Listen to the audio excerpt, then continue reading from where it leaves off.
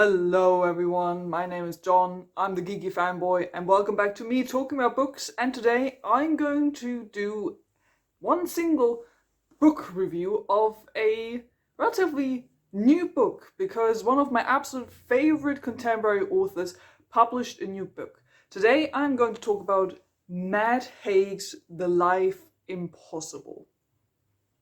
Now, Matt Haig is an author that personally means a lot to me. I read his non-fiction book Reasons to Stay Alive at a time where I was for the first time in my life really struggling with depression, and picking up that book really helped me at the time to sort of coming to terms with some of the things I was feeling. So yeah, there is a pretty deep connection for me to his works, and ever since reading that book, I've picked up every single book he's written since then. I've also picked up some of his older work, and I was all the more excited to find out that he was going to publish a new book. And now, just a couple of weeks ago, The Life Impossible was finally released, and today I want to talk about it. So Matt Haig, I think in the online book bubble, has been relatively well known because of his book The Midnight Library. I didn't actually know until like a couple of months ago that The Midnight Library is so huge on like BookTube and BookTok and all that. That was really popular. Like if you look it up on Goodreads, it has like way more reviews than any of his other books. And I don't know, I was sort of surprised by it. Like I did read the book like the day it came out, but I don't really know if it like gained traction later already at the time when it came out. I don't know, but it was a book I also personally quite enjoyed, and so far I've enjoyed every single one of Matt Haig's books that I've read. Some of them more, some of them not as much, but that didn't stop me from getting really excited to read this. So the day that this came out, I bought it, I read it within a week, and now I'm here with a book review. So, the way I'm going to do this is I'm going to talk about the writing, the characters, and the story. I'll try to stay as spoiler-free as possible. I might jump into some spoilers when I talk about the story, but don't worry, I'll give you a warning beforehand. But before all that, let's just talk premise before we jump into some great details so you know what this book even is about. So this book is about Grace, who is a retired maths teacher. She's struggling with grief and depression because both her husband and her son have died. So she's struggling emotionally, mentally, psychologically. And one day she receives a message from a former student of hers who is also sort of struggling at the moment with his life and asks for help. And then she recounts to him a story that sort of is a account of an event that has happened to her a while ago. And then the rest of the book is this story that she tells to her student. And the story is that one day she received the message that a former colleague of hers who only worked at her school for a short time has died and left her a house in Ibiza, and she would like her to take over the house or stay there or look after it. And Grace decides to go there. She doesn't really have anything better to do, and she decides to go there.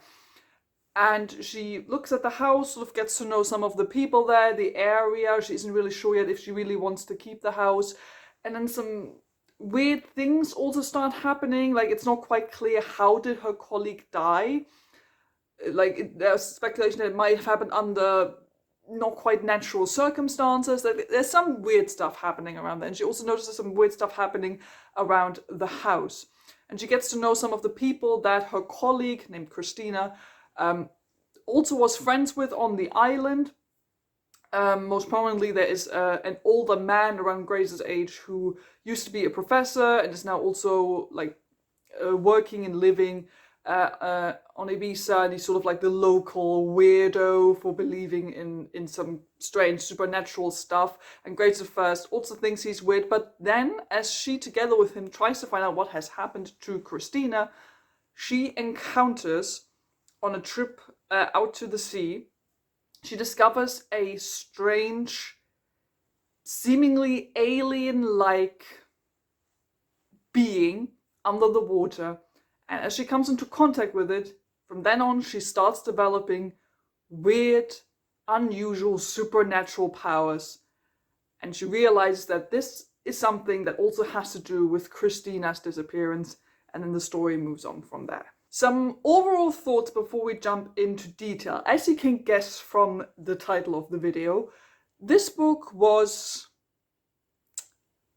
underwhelming.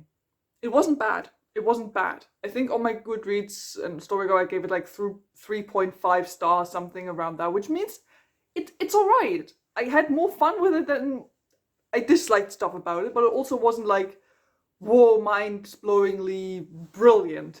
And it was honestly kind of low-key disappointing, or at least underwhelming, since, you know, I'm a big fan of his works, and then I picked up this book, and it just wasn't really what I had expected it to be.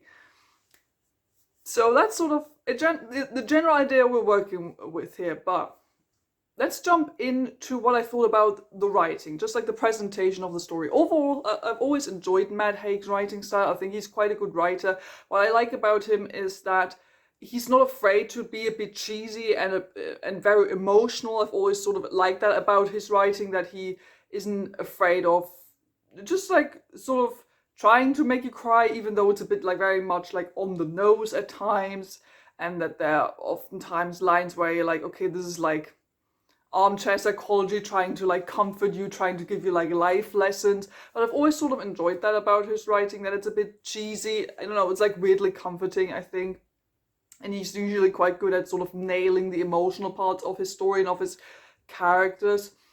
And the story, I think, as it is written from a writing style point, is good.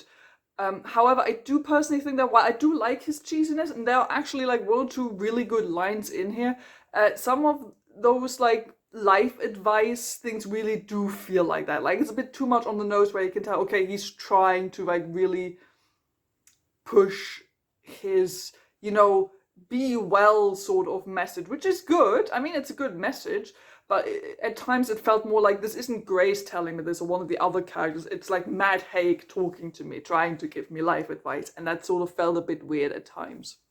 But like quality-wise, the writing isn't unbearable. Like it is a little irritating at times, and if you had problems with Matt Haig sort of being a bit cheesy and over-the-top emotional in some of his previous books, then you're probably not gonna enjoy this.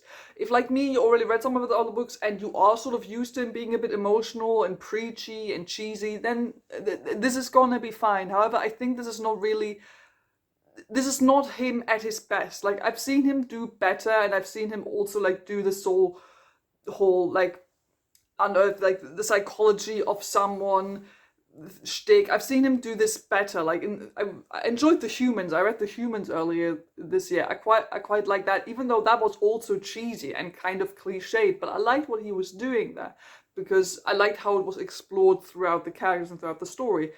In this, it all feels a bit too superficial at times. Like it feels not like it's natural to the characters or to the story. It feels again more like Matt Haig wants this to be there because he wants to like give good life advice. Let's talk about the characters.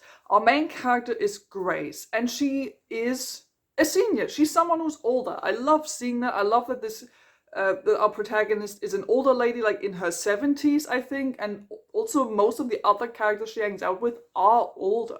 Like especially also that professor guy she hangs out with for large parts of the book is around her age.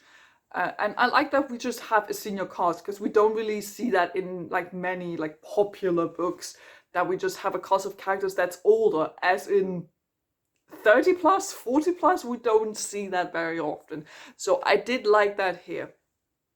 However, with Grace, I feel like she did have an interesting background, even though it is sort of cliched. Like she has this background where you can sort of tell already what her story arc is going to be. So she is an older person, retired from her job. She lost her husband, and she lost her son quite early in his life because of an accident that she blames herself for.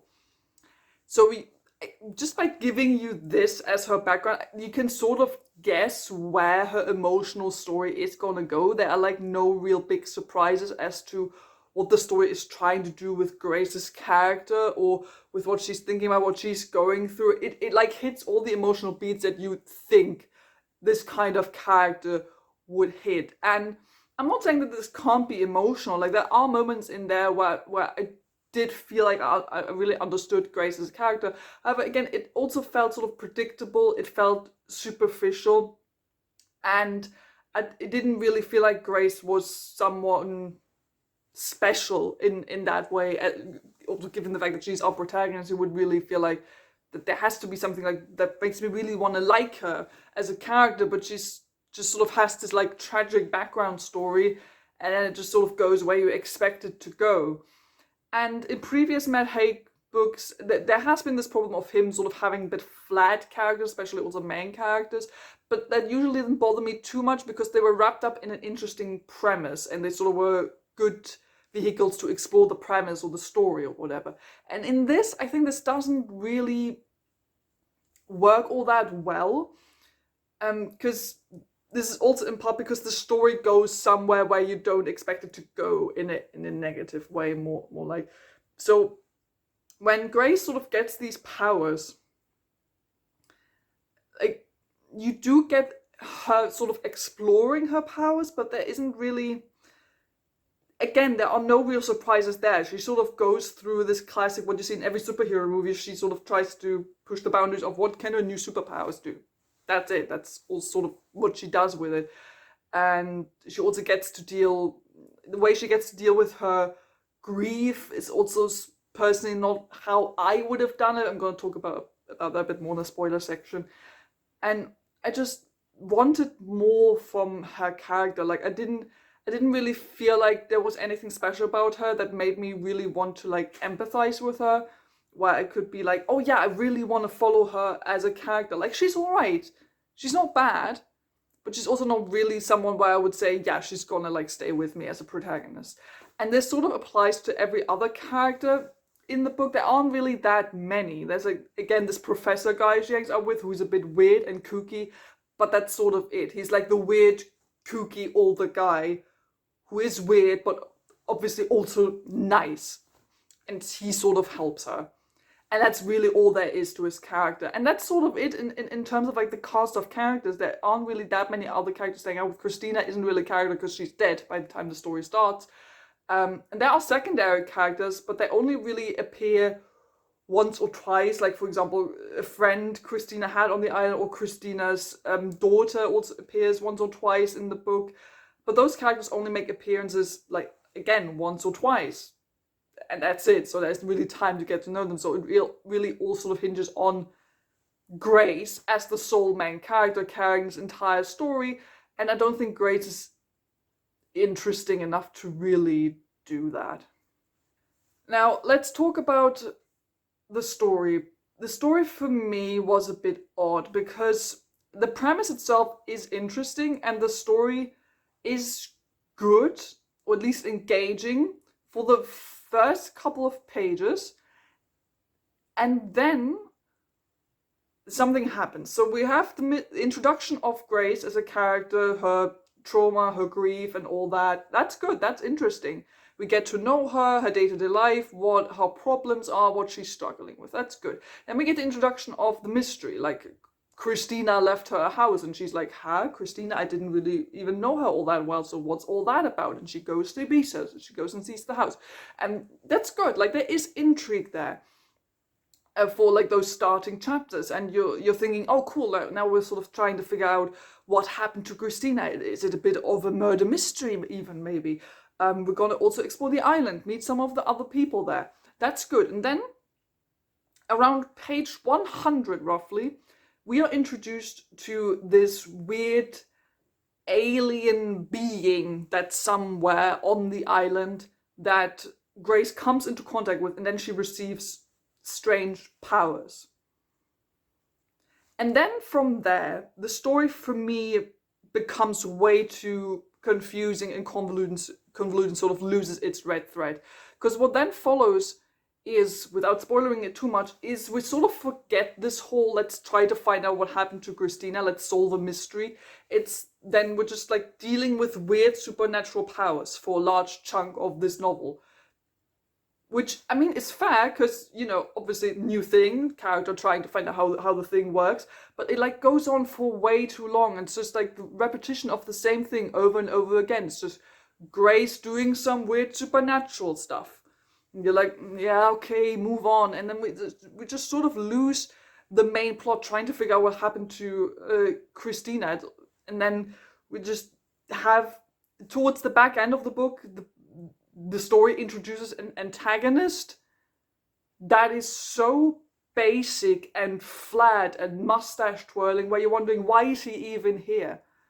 Like, the book suddenly, over halfway through, pulls an antagonist out of its arse that is like out of James Bond Casino Royale, basically. And you're like, what are we even doing here? And it's not even really about that guy either. Like, it's all sort of a bit too vague and weird. Like, there's a clear focus sort of missing after the first 100 pages of the book, where I really like lost attention. Like, I read the first 100 pages in like only a day or two, and then the rest of the book took me like 5 days to finish, because it just stopped being interesting. It stopped being engaging. It stopped being like this weird supernatural solve a mystery story that I expected this to be. And then, like, by the time sort of the climax of the story rolls around, it's not even really a climax. Like, the whole conflict, is sort of resolved very insignificantly. Like, if you skim the chapter, you would have probably missed it. And then it just sort of ends, and you're like, we're done? Oh, we're done. Huh. It sort of like feels like that. And then just the framing narrative with Grace talking, like writing this to her student, her former student, just sort of ends. Like, this framing narrative never comes back. And I was sort of wondering, why is that? Why is that framing narrative even there? And if Grace actually wanted to give good advice to this former student of hers who's contacting her because he's struggling very much with what's going on in his life, you know what she should say? Maybe you should go see a doctor. Maybe you should go see a therapist. Go talk to a professional. But no, instead Grace goes on a over 300-page long story that she tells him to be like, life is weird sometimes. And you're like, is this really the best way to deal with this situation? So I didn't really understand what the framing narrative was even doing there. And the overall story just sort of, like, it starts great, and then it just goes, yeah, and I just didn't have fun with it. Like, again, it wasn't terrible, but it was just like, well, I wasn't really engaged with what was going on. So at the end of the day, I was just sort of left, yeah, like, kind of disappointed. It was just like an underwhelming, an underwhelming experience. Okay, warning here. I want to talk a bit about like the second half of the story here, because I want to complain a bit more. So here's your spoiler warning. So I did mention that the book goes a bit James Bond Casino Royale, and also with the villain. This is exactly what it feels like. Like, more than halfway through the book, the story suddenly starts to introduce like this plot of, oh, like, there is this evil mustache twirling, a capitalist rich dude who wants to buy a large part of the island and destroy important bits of Ibiza. And the way they're trying to solve the problem is, and I'm not kidding you here, they go to a casino to win enough money to buy the land. And then that doesn't even work. And then I think what happens is he sort of, because he also sort of has a connection to the alien powers, it is revealed that he's the one, obviously, who killed Christina. And then he just sort of dies because of the magical powers and his connection to the magical powers and to Christina and to Grace. And then, again, it was very muddled and very, like, underplayed. So I didn't, by the time it was over, I was like, oh, we're done. Like, this entire last third of the book is just so out of nowhere. It feels so disconnected. Like, suddenly it's like, oh, it's like this, we have to save the world story from this evil mustache twirling villain. And you're like, it's not this kind of story. it really wasn't this kind of story up until now. What the story was just we're doing a supernatural mystery, trying to figure out what happened to this one person while Grace is dealing with some personal shit. That's what we're doing. Why are we doing James Bond Casino Royale-esque saving the world kind of stories while going to a casino? And then we're not even going to spend enough time to really establish this as a climax. That's really a big thing. I just didn't get that. So I talked about how this entire story feels a little confusing and muddling. This is also because I want to talk about the tone here, or the genre, whatever you want to call it. Because this is magical realism, I guess. Like, Matt Haig has always sort of dipped his toes into magical realism. Most of his books contain some kind of fantastical element. Like, The Midnight Library has a woman, instead of dying, goes to a strange parallel world where she can live different versions of her life. In, what's it called, the Radleys or something, he has a book about vampires. In The Humans, it has a straight up alien that pretends to be a human. So he always has like something that has to do with the fantastical in his books. But with this one, it felt a bit strange, because it felt like more than magical realism, but it also wasn't full-on sci-fi or fantasy. And it felt sort of like a weird, half-baked in-between thing, because it was too specific to be only a story with magical realism elements. Like, it felt like it was more than that, because we do get specific, detailed explanations of Grace meeting an alien presence and exploring weird telekinetic-esque powers.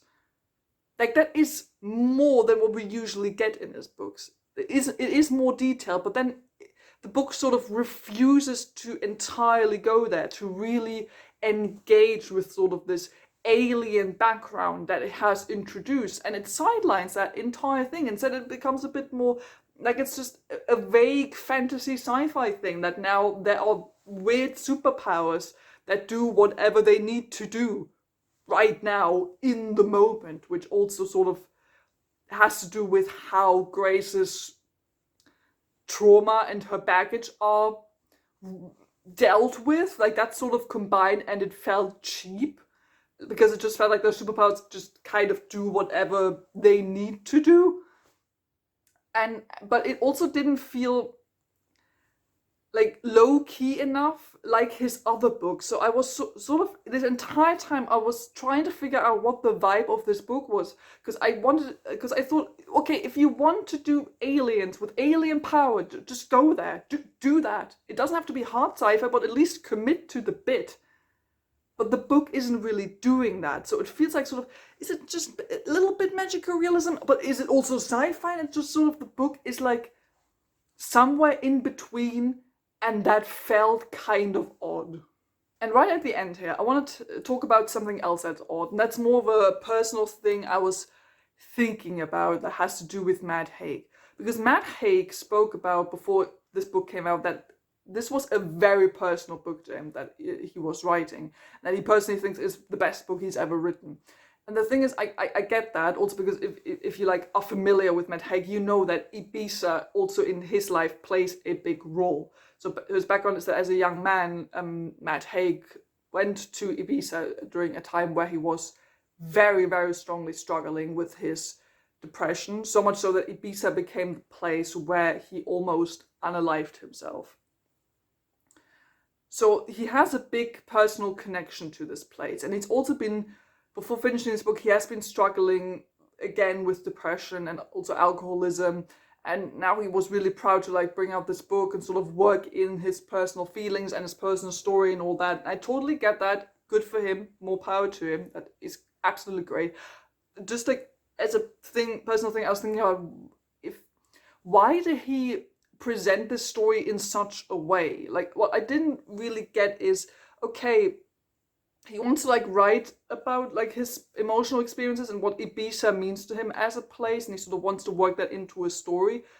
But why does a white man, cis man in his, I think, 40s, married with children who are all alive and well, why does he write then a story about an old retired teacher whose husband has died, whose child has died because of an accident, and who goes to Ibiza without having any prior connection to that place. And you know what I mean? That's just sort of what I was wondering about, knowing what Matt Haig's background story is, and then seeing how he like worked out this story now. I just wondered why he. This is not a bad thing. I was just wondering why he presented it in such a way, because I felt like with his background, who he is, I felt like he would maybe present this differently or work through this differently. I don't know. That was just sort of a thing I was thinking about. Okay, that's already pretty much it. I don't even really want to say that much more because I wanted this book to be more like, maybe I was too hyped because Matt Haig is one of my favorite contemporary authors, because up until now, like every single one of his books has always been quite an experience for me to read. Like literally every single one of his books has always made me cry a bit. This one did not make me cry, and I cry very easily. So maybe that's also an indicator. So yeah, at the end of the day, I'm not mad that I read it. I was excited to finally be able to read it. It's just that I was expecting more. Like this story sort of went somewhere where I didn't thought it would go. It lost the plot, basically, lost the red thread, became a muddled mess that wasn't really engaging anymore. And I had just hoped that Matt Haig could do something better with that interesting premise that he had proposed with this book. So that's it for my thoughts on The Life Impossible. What are your thoughts on this book? Have you already read Matt Haig's new book? If you have, please do tell me all your thoughts down in the comments below. I would love to hear from you, especially if maybe like me, you are also a big fan of his works and have now read this book with anticipation. Did you like it? Did you not like it? Also, especially if you did enjoy it, tell me why. You know, I always want to hear other thoughts and opinions. So yeah, make sure you put something down in the comments below. So that's it for me. Thank you so much for watching. Don't forget to like and subscribe if you haven't done it already. And I'll see all of you very soon. Goodbye.